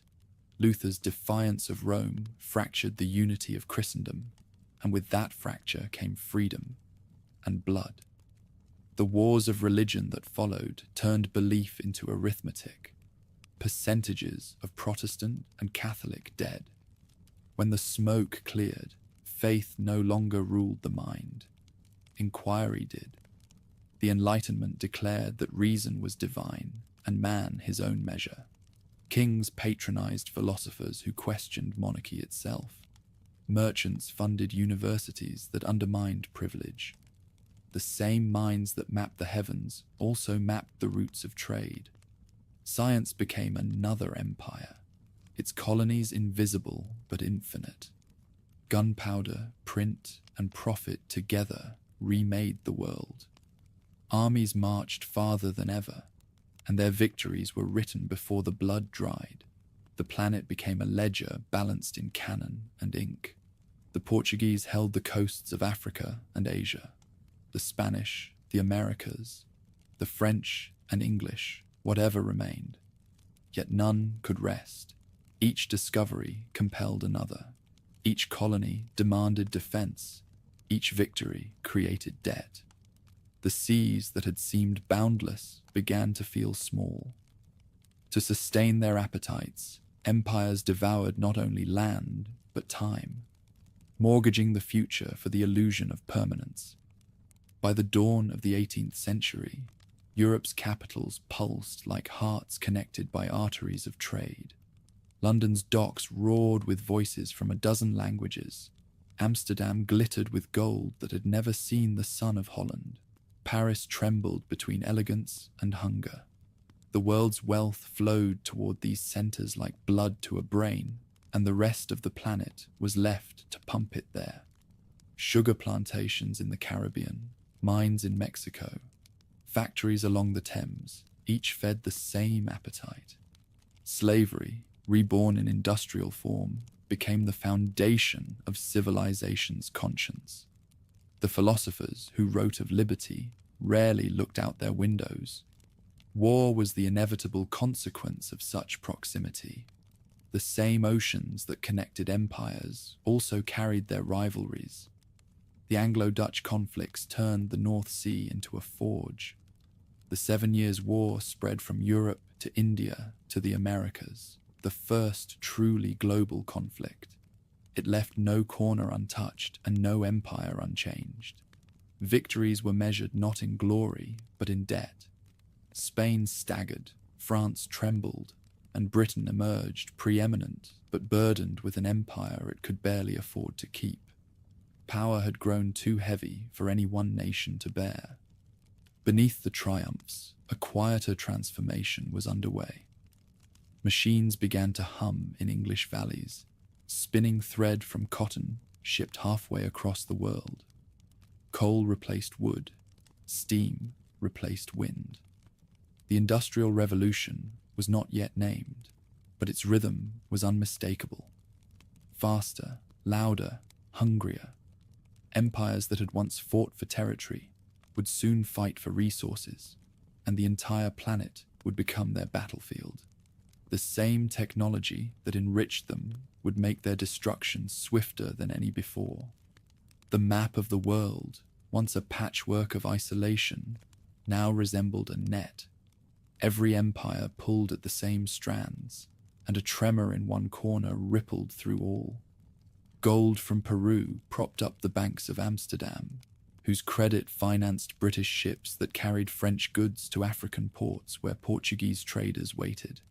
The globe had become a single organism, its heartbeat measured in interest rates and gunfire. When one artery broke, all would bleed. For a moment, it seemed the age of discovery had fulfilled its promise. Humanity had circled the planet, mastered the seas, harnessed the elements, and built cities that glowed like constellations. Yet the pattern beneath the brilliance had not changed. Expansion still led to overreach. Wealth still bred decay. Certainty still blinded judgment. The empires of gunpowder believed themselves immortal because they ruled the entire earth. They did not see that they had merely enclosed the arena of their fall. Their destiny would no longer be written in regional collapse, but in global consequence. The world had unified, and unity, history had always warned, is only the prelude to fracture. The 18th century opened with triumph and ended in fire. Europe's empires, swollen with the wealth of the world, began to turn their gaze inward. In Paris, philosophers declared that kings were no more divine than men, that reason should govern where lineage had ruled. Their words spread faster than their authors could imagine, printed by the same presses that once carried royal decrees. Enlightenment lit the capitals like dawn, and with dawn came reckoning. The revolution that began in France was not merely political, it was spiritual. When the Bastille fell in 1789, the echo reached across oceans. Thrones trembled, and the age of divine empire gave way to the age of nations. Revolution was a fever that spread through every system that had claimed eternity. Monarchies fell, republics rose, and the rhetoric of liberty marched beside armies that practiced conquest under a new name: liberation. Napoleon Bonaparte turned ideology into artillery. His legions carried the tricolour from Lisbon to Moscow, dismantling the old order as they went. For a decade, Europe lived in a blaze of motion, each victory a spark that burned the hand that held it. When at last the emperor was defeated and the map redrawn, the dream of universal empire was reborn in the form of balance. A concert of nations pretending equality while preparing for another war. Beyond Europe, the consequences were even greater. The Americas, long treated as treasure houses, declared themselves sovereign. Colonies became republics, and the Western Hemisphere turned into a laboratory of political experiment. Yet independence did not dissolve the pattern. It merely changed the accountants. New nations inherited the debts, the divisions, and the appetites of their masters. Slavery endured under new flags, and the wealth of the old world still dictated the fate of the new. The European empires, though shaken, discovered that they could rule from a distance, not through thrones, but through trade. The 19th century became the high noon of empire. Industrial power gave conquest a precision the ancients could never have imagined. Railroads stitched continents together, telegraphs erased distance, and factories demanded raw materials that only empire could provide. London, Paris, and Berlin became the beating hearts of a single world economy. From these cities, commands traveled by wire and steam to Africa, India, and the Pacific, returning in the form of cotton, coal, tea, and blood. The map of the world filled with colour: red for Britain, blue for France, green for Portugal, yellow for Spain. A painter's palette of possession. Even the oceans had owners. Britain stood at the centre of it all, calling its dominion an empire of liberty. It governed with ledgers and laws, convinced that bureaucracy was benevolence. Its navy controlled the seas, its merchants the markets, its missionaries the souls. In India, the railways carried both grain and famine. In Africa, treaties were signed at gunpoint, and in China, opium replaced diplomacy. The empire's motto was order. Its practice was profit. The sun, they said, never set on British power. But wherever it shone, it illuminated contradiction. Industrial smoke darkened the skies of England, even as its poets sang of progress. The machine that powered prosperity also consumed it. France rebuilt its pride in colonies rather than kings. Algeria, Indochina, Madagascar, each conquest presented as redemption after revolution. The tricolour fluttered over deserts and jungles, its ideals of liberty and fraternity rewritten in the language of commerce. Across the Atlantic, the United States began its own expansion, continental and then global, preaching freedom while annexing territory. The age of exploration had ended, but the age of justification had begun. Science itself became imperial. Geologists mapped continents as if dissecting them. Anthropologists catalogued peoples as specimens of progress, and economists drew equations to prove that empire was efficiency made flesh. Technology replaced theology as the empire's creed. Steamships, telegraphs, and repeating rifles gave the illusion that mastery was permanent. Yet beneath the hum of machinery lay the same old fatigue. Wealth bred arrogance, arrogance bred rivalry, and rivalry summoned the wars that would devour them all. By 1914, Europe had become a powder keg disguised as civilization.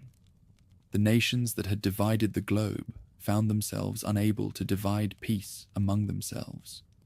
Alliances formed like tectonic plates, grinding silently until they broke.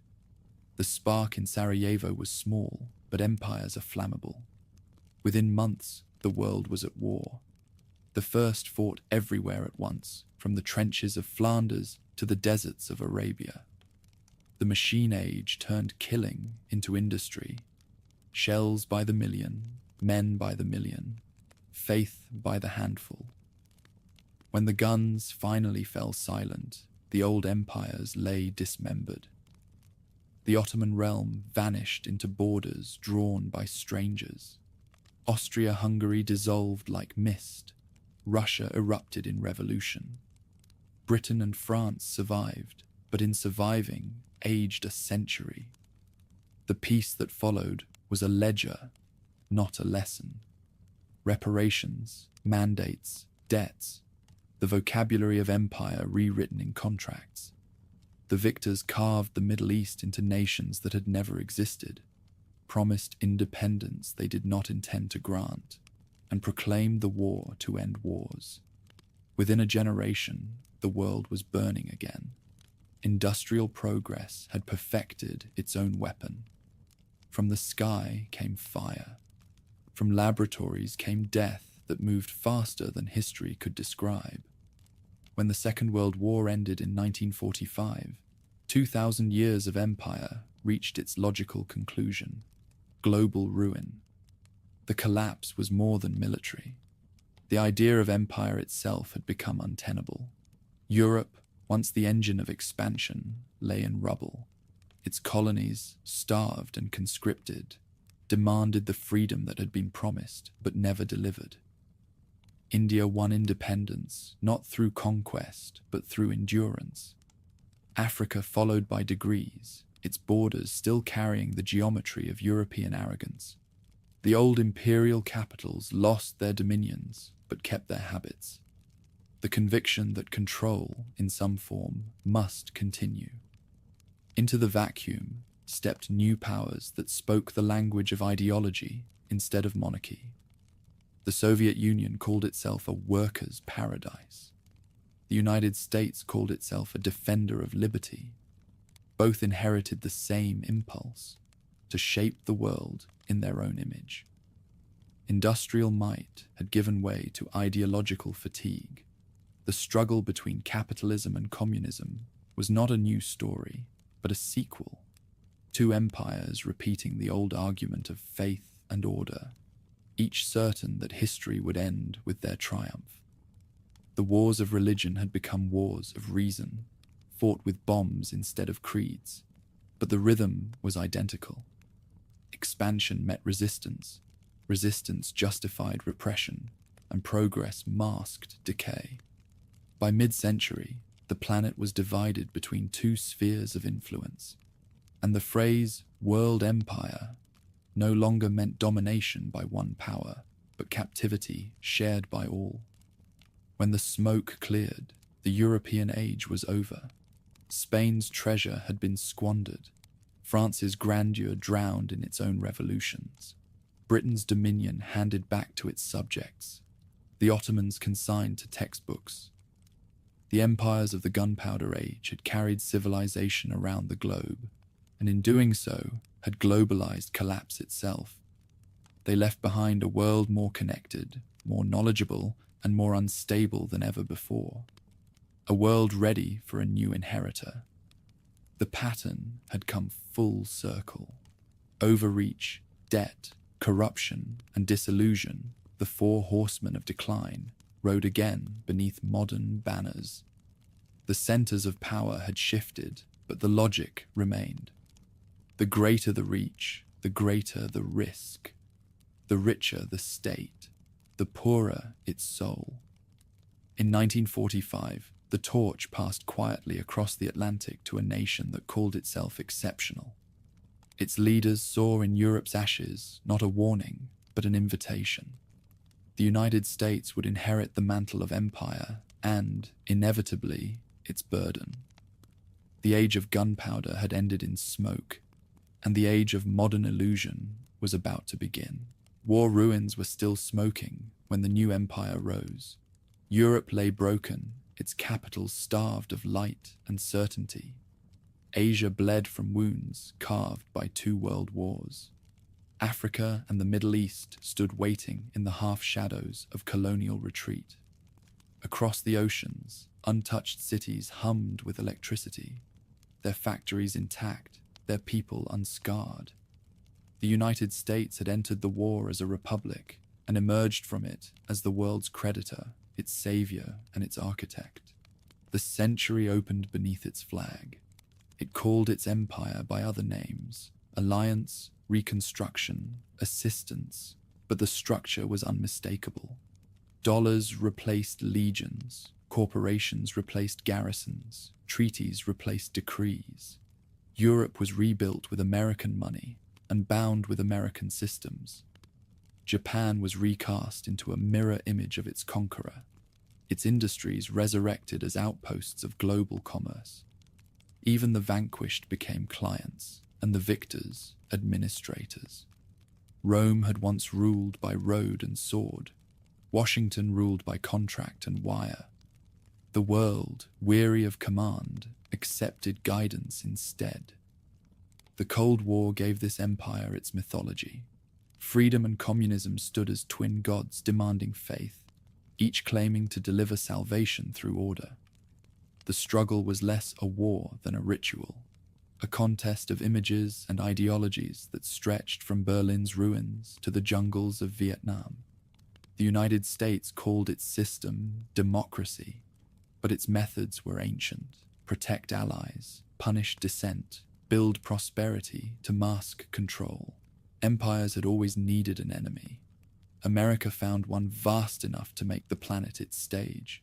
From this tension came purpose. The arms race became a creed, the bomb its sacrament. Fear united where faith no longer could. At home, abundance replaced discipline. The factories that had forged weapons now forged comfort: cars, refrigerators, televisions, houses that spread across prairies like marble suburbs of Rome. Consumption became patriotism. Citizens were told not only that they were free, but that their freedom could be measured in the things they owned. The Republic of Duty transformed into a marketplace of appetite. For a time it worked. The economy swelled, the middle class grew, and every new product promised the same miracle: permanence through progress.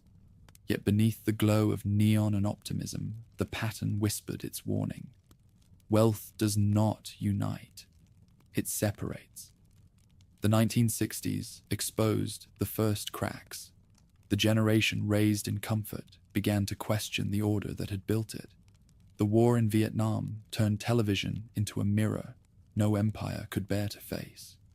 Images of fire and protest filled the same screens that once sold cars and freedom.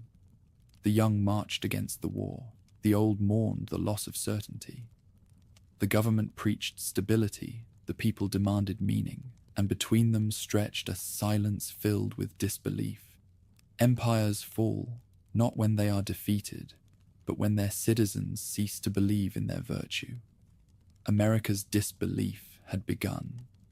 Yet the machinery of power rarely notices its own fatigue.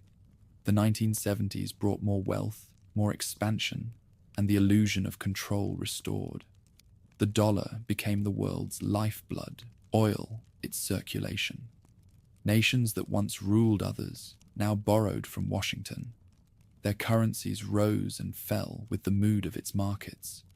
Military bases ringed the planet like mile markers of an invisible empire. Even space became a frontier to be conquered, not for faith or gold, but for prestige.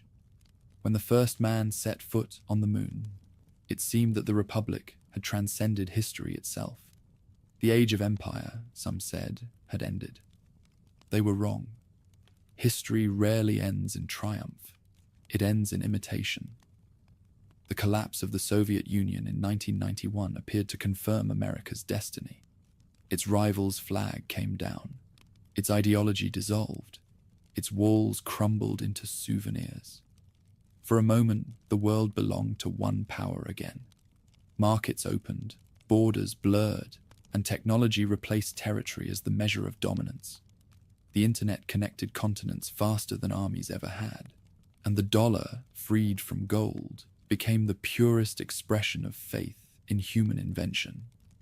Yet the pattern had simply changed its costume. Expansion no longer required conquest. It required participation. Every nation became a province in an empire of consumption. The 20th century closed with triumph that felt like serenity. The Pax Americana spread across oceans not by decree, but by design. Networks of trade, alliances of necessity, treaties written in the language of stability. The world seemed smaller, safer, unified by commerce and optimism. But every illusion of permanence conceals its own decline. The cost of maintaining the global order grew invisible, buried in deficits and promises. Factories moved east, debts moved west. The empire fed itself on credit, believing debt could function as faith once had. Its wealth was vast, but its balance sheet was mortal. In the new millennium, the Republic's power turned diffuse. It ruled not only through armies, but through algorithms, systems of finance, surveillance, and communication that spanned the globe. Wars became interventions, occupations became operations, and the language of empire learned to sound benevolent. Yet the same rhythm pulsed beneath every policy, the endless need to project, to secure, to consume. The frontiers of influence extended farther than the reach of understanding. Empires die not from weakness, but from overdefinition. The map of American presence, embassies, bases, corporations, covered the earth like veins on a tired hand. Abundance brought amnesia. The culture that had once celebrated thrift now glorified excess. The politics that had once prized unity now thrived on division. As wealth concentrated, faith in institutions thinned. The people who had been promised equality discovered they were subjects of an empire within their own borders, ruled not by governors but by markets, their allegiance measured in transactions. Cynicism replaced patriotism. Irony replaced belief. The Republic of Citizens became a republic of consumers, each convinced they were free because they could choose among illusions. Still, the empire endured. It endured through crises that would have crushed older powers. Economic collapse, endless wars, political disarray. Because its foundation was no longer territory or faith, but inertia. The world had nowhere else to go. The dollar remained the planet's currency, its language the planet's lingua franca, its culture the planet's entertainment. The same tools that eroded its confidence also preserved its supremacy. Like Rome, America survived its contradictions by exporting them. But survival is not the same as vitality. The early 21st century revealed the symptoms of a body still strong, but no longer young. Wars in distant deserts consumed treasure and trust. Recessions hollowed the middle that had once defined its stability. Technology promised connection, but delivered isolation. Politics promised renewal, but rewarded resentment. The empire turned inward, suspicious of the world it had built. Every nation it had lifted now competed with it. Every ally now bargained as an equal. Power, once absolute, had become relative. Influence remained vast, but belief, the invisible architecture of empire, had begun to crack. History, in its quiet cruelty, had returned to its pattern. The United States had risen from necessity, prospered through innovation, and now stood at the edge of its own complexity. Like Spain before it, it was rich in wealth it could not sustain. Like Britain, it ruled more by illusion than control. Like Rome, it mistook endurance for immortality. The same rhythm repeated itself with digital precision: dominance, overreach, complacency, decay. Empires do not fall by invasion anymore. They fall through disconnection, when their people cease to recognize themselves in the world they command. And yet, decline is never only destruction. Each collapse has carried something forward: law from Rome, faith from Byzantium, reason from the Enlightenment. The American empire, too, will leave an inheritance: technology that outlives ideology, networks that remain when nations do not. Its downfall, when it comes, will not be an explosion, but a transformation. The slow transfer of confidence from one center to another, the turning of the wheel that has never stopped. The pattern endures because humanity keeps mistaking it for destiny. The empire that began with liberty will end, as all empires do, with control. The republic that once measured virtue in restraint will measure it in survival. When the currency weakens, when the alliances drift, when the voice that once guided the world begins to sound like an echo, the pattern will be complete. The next power will rise already, burdened by the same inheritance. Wealth as weakness, faith as pretense, order as illusion. The names change, the rhythm does not. Every civilization begins as an argument with chaos and ends as a conversation with itself. America's age has been long and bright, but no light burns without consuming the fuel that feeds it. Somewhere beyond its borders, another city is already building its roads, its currencies, its stories of exception. History waits with perfect patience, sharpening the tools of memory.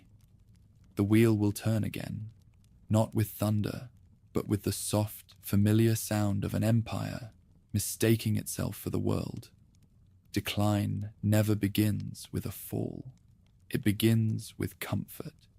The lights stay bright, the markets hum, the armies still salute, and the citizens still believe that normal is eternal.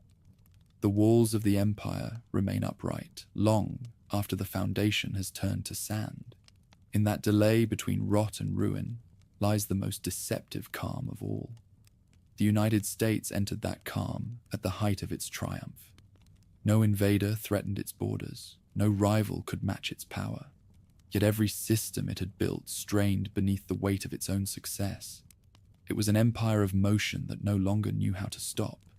The engines of prosperity kept running, even as they burned their own fuel. Industry had moved across oceans to chase cheap labor, leaving behind empty towns and promises. The nation that had once armed the world now imported its own necessities. Credit replaced production. Speculation replaced invention. Numbers climbed on screens, detached from the reality they claimed to measure. Wealth accumulated at the top like air in a sealed room, invisible but suffocating. When the crash came, as all bubbles do, The empire steadied itself by printing more of what it lacked. Trust, now measured in currency. War became routine, a background hum in the machinery of governance. Conflicts flared and faded with the rhythm of election cycles, fought not for victory, but for continuity. Bases circled the globe like beads on a rosary. Drones replaced legions. The Republic had promised to bring democracy abroad, but found itself exporting chaos instead. Each new campaign was justified as the last, a defense of freedom, a stand against tyranny, and each left the borders of order a little thinner. The enemy changed names, changed flags, changed continents, but never truly changed. Empires cannot survive without threats. They invent them when history runs out. At home, the architecture of abundance began to fracture. The middle class, that miracle of the industrial age, dissolved into statistics. Cities gleamed with towers of glass, while the edges of the map turned grey. Infrastructure aged faster than it could be repaired. Faith in institutions aged faster still. The nation that had once been defined by optimism began to speak in irony. Its art obsessed with apocalypse, its politics with nostalgia. Memory replaced vision. The people looked backward for greatness, because the future no longer seemed to belong to them. Technology promised salvation, but delivered exhaustion. The screens that connected the empire also scattered it, turning community into audience, conversation into noise. Data became the new territory to be conquered, privacy the new frontier to be surrendered. In its quest to know everything, the empire forgot what it meant to understand. Surveillance replaced faith as the invisible guardian of order. The world watched itself in real time and mistook observation for control. Meanwhile, the rest of the planet learned the tools the empire had invented.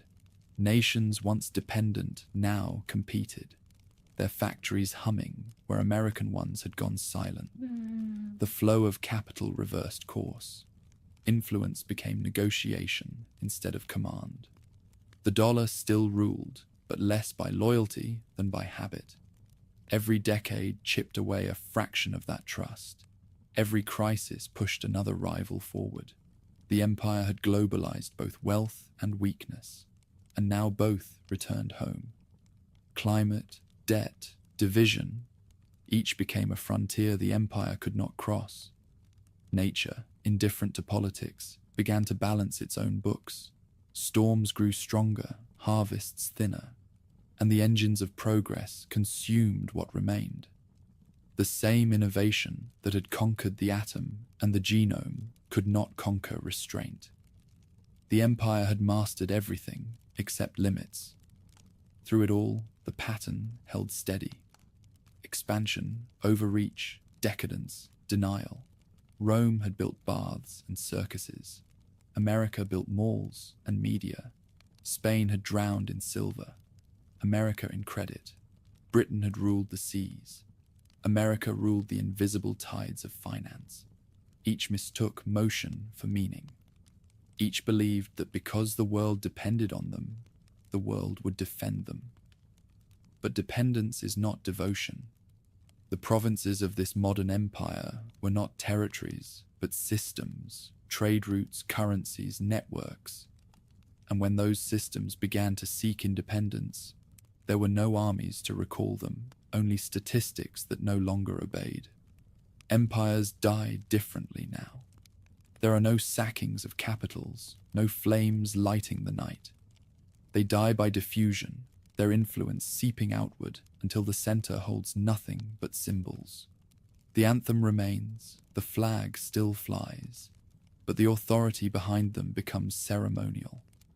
Decisions once made in palaces are now made in markets, in boardrooms, in algorithms that no one fully understands.